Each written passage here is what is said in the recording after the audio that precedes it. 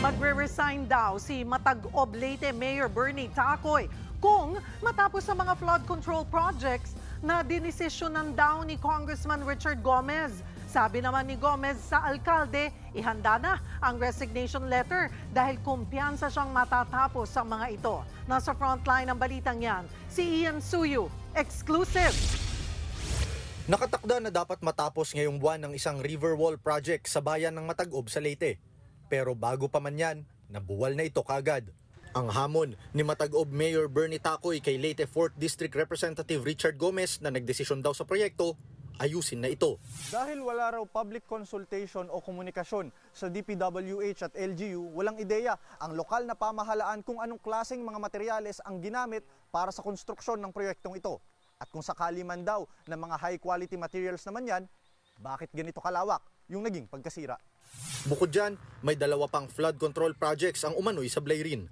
Ang bitin na river wall sa Barangay Bonoy at nakatiwangwang na flood mitigation project sa Barangay Santo Rosario. Ayon kay Mayor Tacoy, basta-basta na lang ginawa ang proyekto na walang permit mula sa LGU. Dagdag pa niya, kung maaayos agad ni Gomez ang flood control project sa kanilang bayan, ay magvo-voluntary resignation siya bilang alkalde. Once tapos na, andyan na, mag-umpisa ang project, pipirma ako ng resignation sa position ko at hindi na ako tatakbo pa ng politics dito sa bayan na to. Sa isang eksklusibong pahayag na ipinadala ni Gomez sa News 5, sinabi niyang kasinungalingan ang sinabi ni Mayor Tacoy na hindi na konsulta ang LGU. Eksklusibo ring ipinadala ni Gomez ang isang larawan. Kita riyan na nagpulong ang mga tauhan ng DPWH at Matag-Ob LGU noong Enero, isang buwan bago simulan ang konstruksyon ng proyekto. Dagdag pa ni Gomez, ihanda na raw ni Tacoy ang resignation letter dahil siguradong matatapos niya ang mga proyekto. Buwelta naman ni Tacoy, tapusin muna ni Gomez ang lahat ng ipinangakong proyekto. Pinuntahan namin ang tanggapan ng DPWH 4th District ng Leyte pero walang humarap sa amin.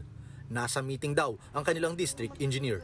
Nagbabalita mula sa Frontline, Ian Suyu, News 5. Mga kapatid, Cheryl Cosing po. Maging maalam at may pakialam sa mga napapanahong issue at headlines. Mag-follow at mag-subscribe na sa social media pages ng News 5.